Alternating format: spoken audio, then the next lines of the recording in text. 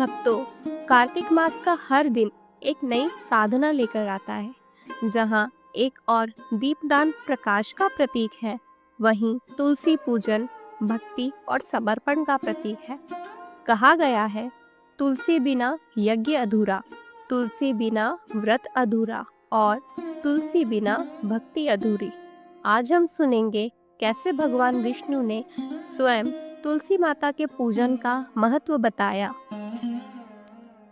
नारद मुनि: प्रभु, आपने दीपदान का रहस्य तो बताया, अब कृपा करके यह बताइए, क्यों हर भक्त कार्तिक मास में तुलसी का पूजन करता है? क्या केवल एक पौधे को जल चढ़ाना इतना महान कर्म है? भगवान विष्णु मंद मुस्कान के साथ: हे नारद, तुलसी कोई साधारण वनस्पति नहीं है, यह मेरी प्रिय पत्नी है, लक्ष्मी का ही रूप है। जिस घर में तुलसी का वास होता है, वह घर स्वयं तीर्थ के समान पवित्र हो जाता है। कार्तिक मास में तुलसी का पूजन करना मुझे सीधे पूजने के समान है, क्योंकि तुलसी मेरी शरण है, मेरा वास है और मेरी शक्ति है।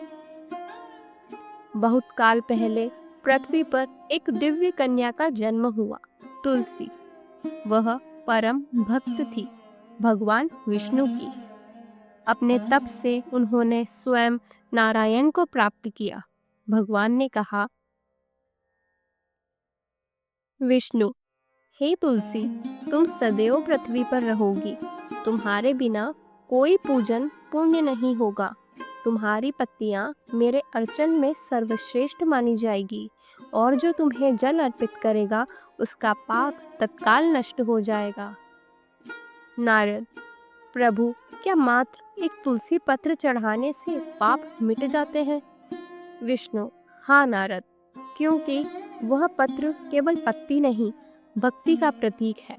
जब कोई भक्त सच्चे मन से तुलसी पत्र मुझे अर्पित करता है, तो वह मेरे हृदय को छूता है। यहाँ तक कि यदि कोई निर्धन भक्त केवल एक तुलसी पत्र चढ़ा दे, तो मैं वैसे ही प्रसन्न होता हूँ जैसे कोई राजाओं के यज्ञ पर। एक दिन एक गरीब ब्राह्मणी सत्यवती ने अपने आंगन में तुलसी का पौधा लगाया। वह हर सुबह तुलसी को जल चढ़ाती, दीप जलाती और प्रार्थना करती।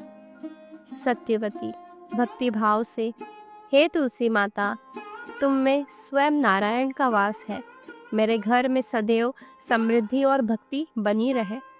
वह निर्धन थी, पर हर कार्तिक माह में तुलसी विवाह का आयोजन करती।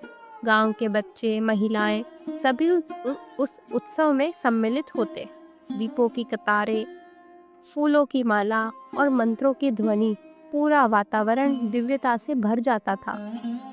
एक रात कार्तिक शुक्ल एकादशी की बेला थी। सत्यवती तुलसी पूजन कर रही थी कि अचानक तुलसी की जड़ से एक प्रकाश उठा और उसमें स्वयं भगवान विष्णु प्रकट हुए। विष्णु: हे सत्यवती, तुम्हारी भक्ति ने मुझे प्रसन्न किया है। तुम्हारे आंगन में जो तुलसी खड़ी है, वह स्वयं लक्ष्मी स्वरूपा है। तुम्हारे घर से कभी अन्न, धन और शांति की कमी नहीं होगी। सत्यवती ने कहा, प्रभु, मैं तो केवल एक पौधे को जल दे रही थी। विष्णु: वही जल तुम्हारी आत्मा को निर्मल कर रहा था। तुम्हारे हर अर्घ्य में भक्ति थी, और जहाँ भक्ति है वहाँ मैं स्वयं उपस्थित रहता हूँ। नारद: प्रभु, अब मैं समझ गया कि तुलसी केवल पौधा नहीं, वह पृथ्वी पर भक्ति की जीवित मूर्ति है। उसके बिना कोई पूजा पूर्ण नहीं। विष्णु मंद हंसी के साथ: सत्य कहा नारद, यही कारण है कि कार्तिक मास में तुलसी पूजन दीपदान के समान ही अनिवार्य है।